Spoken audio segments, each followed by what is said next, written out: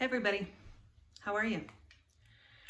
It's been over 9 months since I did my last video and I just got busy with a lot of things. I closed my cookie business and I built my home library / office, so my culinary library, which I've always wanted.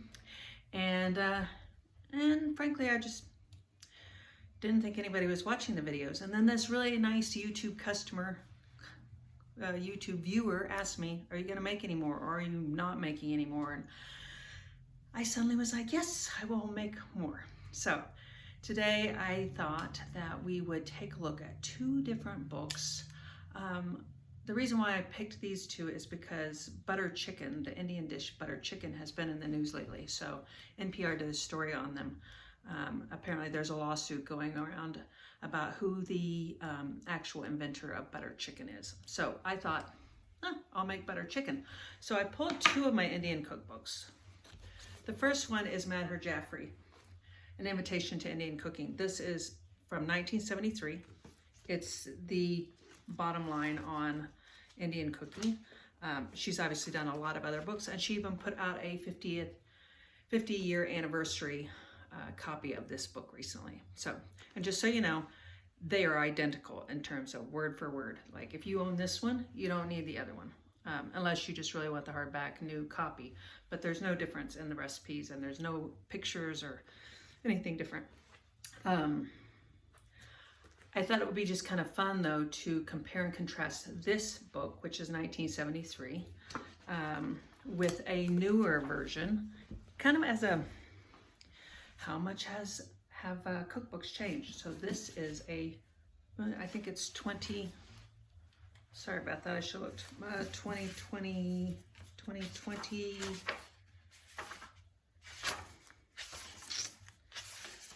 I'm not saying it, but suffice it to say it's really new. The dedication goes to somebody who died in 2017, so that tells you something. This book, which I also plan on making their version of butter chicken. So I should say this book, she does not have quote unquote butter chicken. Apparently you're not supposed to call something butter chicken unless you actually have the original recipe, which only a couple of guys from a long time ago, both of whom are now dead, and now their grandsons are fighting over who invented it. They have the real recipe. She's calling it chicken and a tomato sauce with butter. In this book, they're calling it ruby chicken. So, as you probably can guess, back in 1973, there probably wasn't a whole lot of call for an Indian cookbook as far as the general American public. So this was priceless when it came out, as far as something that wasn't on the market yet. But it is in the style of cookbooks of the day. Like there are no pictures. There are a few little intro blurbs to the recipes, but it's really straight up, here's your recipe. And this is what cookbooks have kind of evolved into. So with this one, you're going to get tons of beautiful pictures, lots of history. There's even like a pull-out map in here that like literally, whoop, it just fell out. That's how much of a pull-out map it is. So anyway, the other thing that's really interesting is back when Madhur wrote this one, there weren't so many opportunities for getting what were exotic ingredients at that time.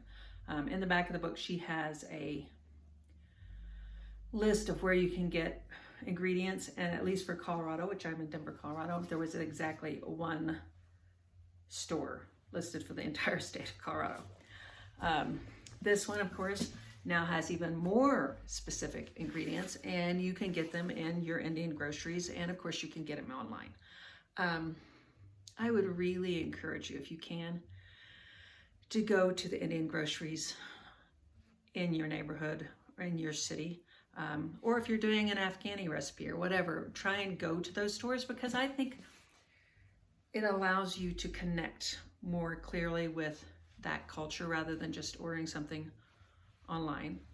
At the same time, I know that sometimes it's really hard to either find a specific ingredient or also there's that language barrier. You read a label, you're not quite sure what it means. So I recognize the difficulties. I'm just saying I also love, love, love going to the groceries that are catering more towards specific cultures. So anyway, this review wasn't so much a review as much as just kind of getting my feet back under me now that I have given up the bakery and haven't been doing these videos. So thank you for bearing with me, and thank you to the nice woman who asked if I would do more.